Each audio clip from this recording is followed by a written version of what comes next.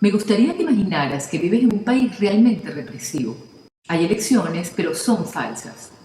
El líder siempre obtiene el 100% de los votos. Las fuerzas de seguridad dan palizas a los líderes de la oposición impunemente y acosan al resto de la gente. Este es un país en el que estaría señalado en una lista solo por estar en esta sala en este momento. Ahora, imaginemos que tú y los otros, con lo que has platicado en susurros, ya están cansados de tanta represión. No estoy hablando de los juegos del hambre, aunque eso sería fantástico. Desafortunadamente, estoy hablando de condiciones reales de vida en el mundo, a las que mucha gente se enfrenta hoy en día. Asumiendo que has decidido tomar acción, ¿cuál sería la mejor forma de retar al sistema y crear algo nuevo? Mi propia respuesta a esta pregunta ha cambiado en los últimos años. En el 2006 yo era estudiante de doctorado en ciencias políticas y mi trabajo de grado era sobre cómo y por qué la gente utiliza la violencia para crear cambios políticos en sus países, en relación al escenario que les acabo de describir. En aquel entonces yo comulgaba con la idea de que el poder reside en las armas. Y lo que hubiese dicho es que por muy trágico que fuera, era lógico que las personas en tales situaciones utilizaran la violencia en la búsqueda de un cambio. Pero entonces me invitaron a participar en un taller académico organizado por el Centro Internacional sobre Conflicto No Violento. Tenía un programa de una semana sobre resistencia no violenta, con la finalidad de lograr que gente como yo la enseñara en sus clases. En ese momento a mí me parecía que a pesar de tener buenas intenciones, era una posición peligrosamente ingenua. El material que me adelantaron para leer argumentaba que la mejor forma para lograr cambios políticos o civiles muy difíciles era a través de resistencia no violenta o resistencia civil. Definían la resistencia civil como una forma activa de conflicto, en la que civiles desarmados utilizaban tácticas como protesta, boicots, manifestaciones y muchos otros tipos de cooperación de masas en la búsqueda del cambio. Hablaban de casos como el de Serbia, en donde una revolución no violenta derrocó a Milosevic, el carnicero de los Balcanes, en octubre del 2000. Y las Islas Filipinas, en donde el movimiento del poder del pueblo destituyó a Ferdinand Marcos en 1986. En aquel seminario yo dije cosas como, esas probablemente fueron excepciones por cada caso exitoso que me presente. Yo puedo pensar en un caso fallido como el de la plaza de Tiananmen. También puedo pensar en muchos casos en donde la violencia funcionó bastante bien, como por ejemplo con los extremistas rusos en la revolución de Algeria. Puede que la resistencia no violenta funcione si el objetivo son reformas medioambientales, derechos de género y derechos laborales, pero por lo general no funciona si lo que buscas es derrocar a un dictador o convertirse en un país nuevo. Y definitivamente no funciona si el dictador al que te enfrentas no es un incompetente, sino alguien brutal y despiadado. Así que, como se pueden imaginar, al final de la semana yo no era la persona más popular del taller. Pero quien pronto sería mi coautora, Anne-Marie Guillén, se acercó a mí y me dijo algo como: si tienes razón, ¿por qué no lo demuestras? ¿Tienes la suficiente curiosidad como para estudiar esto seriamente? Aunque parezca mentira, nadie había hecho un estudio sistemático como este antes. Y aunque era escéptica, también tenía curiosidad. Me imaginé que si ellos tenían razón y yo me equivocaba, alguien tenía que enterarse. Así que durante los siguientes 2 años recolecté datos sobre todas las campañas más importantes, violentas y no violentas, para el derrocamiento del gobierno o por la liberación de un territorio desde 1900. Los datos incluían a todo el mundo y consistía en todos los casos conocidos, donde había al menos 1000 participantes observadores. Fueron cientos de casos. Luego analicé los datos y los resultados me sorprendieron. Desde 1900 hasta 2006, las campañas no violentas de todo el mundo tuvieron 2 veces más probabilidades de triunfar completamente que las insurgencias violentas. Y hay más. Esta tendencia se ha venido incrementando con el tiempo. Así que en los últimos 50 años, las campañas no violentas se han vuelto cada vez más exitosas y comunes, mientras que las insurgencias violentas se han vuelto menos frecuentes y han tenido menos éxito. Esto es cierto, incluso en condiciones extremadamente brutales y autoritarias, donde yo esperaba que la resistencia no violenta fallara.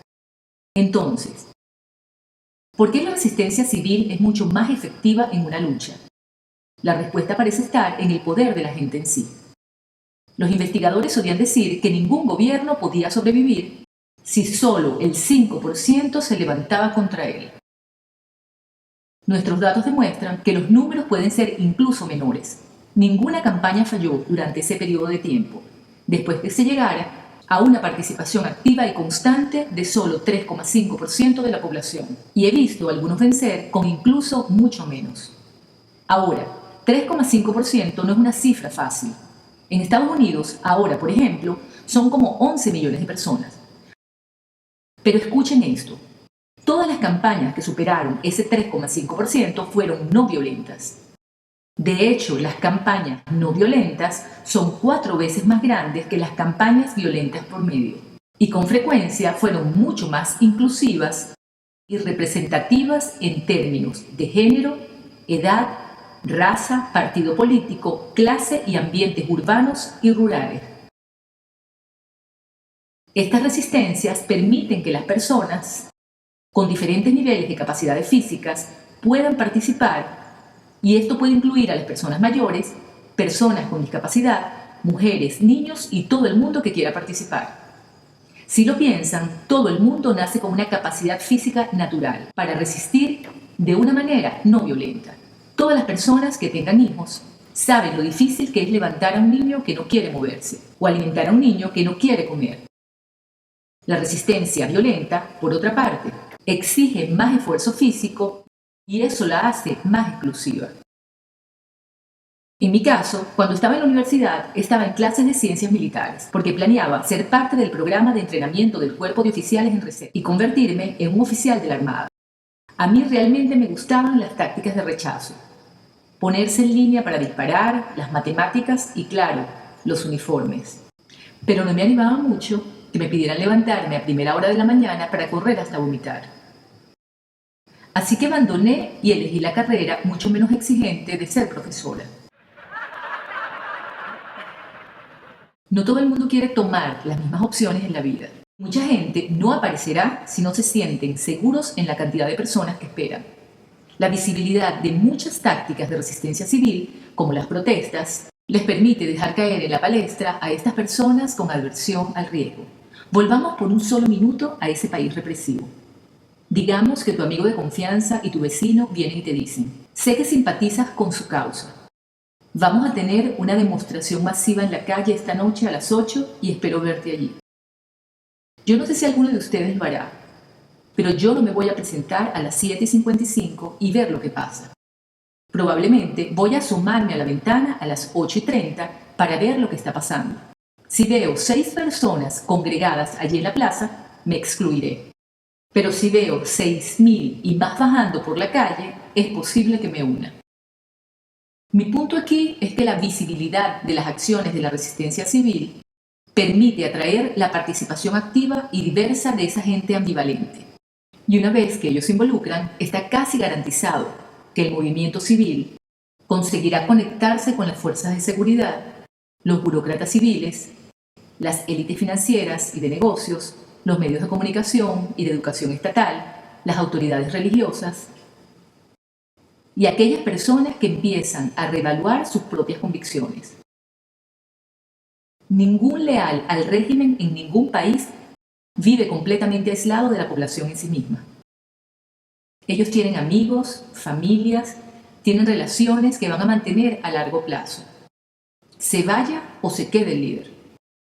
En Serbia, cuando se hizo obvio que cientos de miles de serbios bajaban de Belgrado para pedir que Milosevic abandonara su oficina, los oficiales de la policía empezaron a desobedecer la orden de disparar a los manifestantes.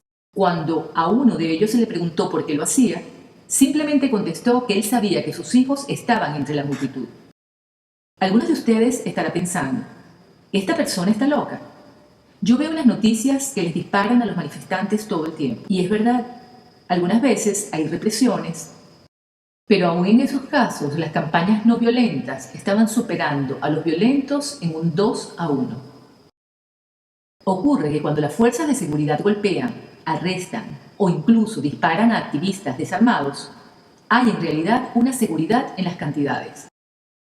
Las campañas grandes y bien coordinadas pueden moverse entre tácticas concentradas como las protestas, a tácticas de dispersión donde la gente se mantiene alejada, de lugares donde se esperaba que fueran. Hacen huelgas, hacen cacerolazos, se quedan en casa, no usan la electricidad a una hora coordinada del día. Estas tácticas son mucho menos riesgosas, son muy difíciles de suprimir, o al menos el costo de hacerlo es muy alto. Pero el movimiento se mantiene igual de perturbador. ¿Qué pasa en estos países una vez que el polvo se asienta? Pues resulta que la forma de resistencia también tiene importancia a largo plazo. Sorprendentemente, en los países en donde la gente se inclinó por la lucha no violenta, fue mucho más probable que emergieran con instituciones democráticas que los países en donde se llevó a cabo una lucha violenta. Y los países con campañas no violentas tuvieron un 15% menos de probabilidad de caer en una guerra civil. Los datos son claros. Cuando la gente se apoya en la resistencia no violenta, sus números crecen. Y cuando una cantidad alta de personas deja de cooperar con un sistema represivo, las apuestas juegan a su favor. Así que yo, y muchos otros como yo, había hecho caso omiso de los millones de personas que estaban usando hábilmente la resistencia civil en todo el mundo, para en su lugar estudiar simplemente cosas que explotan. Me quedé con unas cuantas preguntas sobre mi antigua forma de pensar. ¿Por qué era para mí tan fácil y cómodo el pensar que la violencia funciona? ¿Y por qué me parecía aceptable suponer que la violencia sucede de manera casi automática en respuesta a ciertas circunstancias o por necesidad, y es la única salida posible en determinadas situaciones? Y como una sociedad que celebra a los héroes de batallas en festivos nacionales, supongo que era natural crecer con la creencia de que la violencia y el valor son la misma cosa, y que una verdadera victoria no puede suceder sin derramamiento de sangre de ambos bandos. Pero la evidencia que he presentado aquí esta noche sugiere que para las personas realmente comprometidas con la búsqueda de un cambio, existen alternativas realistas. Imaginen cómo sería nuestro mundo ahora si nos permitimos desarrollar una fe en ellas. ¿Qué pasaría si nuestros cursos de historia hicieran énfasis en las décadas de desobediencia civil que vinieron antes de la declaración de la independencia en lugar de la guerra que le siguió? ¿Qué pasaría si en los libros de texto de estudios sociales se enfatizara a Gandhi y King en el primer capítulo y no como una reflexión final? ¿Y si todos los niños terminaran la escuela primaria sabiendo más acerca del movimiento de las sufragistas que la de la batalla de Camp Hill? ¿Y si se convirtiera en sabiduría popular el hecho de que cuando las protestas se vuelven demasiado peligrosas, hay muchas técnicas no violentas de dispersión que pueden mantener el movimiento en niveles de seguridad y al mismo tiempo activo? Así que aquí estamos en el 2013 en Boulder, Colorado. Quizás algunos de ustedes estén pensando, qué bueno que la resistencia civil funciona y qué puedo hacer yo. Estimulen a sus niños para que aprendan el legado de los movimientos no violentos de los últimos 200 años y a que exploren el potencial del poder de la gente. Díganle a sus representantes electorales que dejen de perpetuar la idea errónea de que la violencia da frutos, apoyando al primer grupo en un alzamiento civil que toma las armas. Aunque la resistencia civil no puede exportarse ni importarse, es hora de que los oficiales cambien su forma de pensar. Que a corto y largo plazo, la resistencia civil deja a su paso sociedades en donde las personas pueden vivir con mayor libertad y paz. Ahora que sabemos lo que sabemos acerca del poder del conflicto no violento, tenemos la responsabilidad compartida de difundir este mensaje, para que las generaciones futuras no se crean el mito de que la violencia es la única salida. Gracias.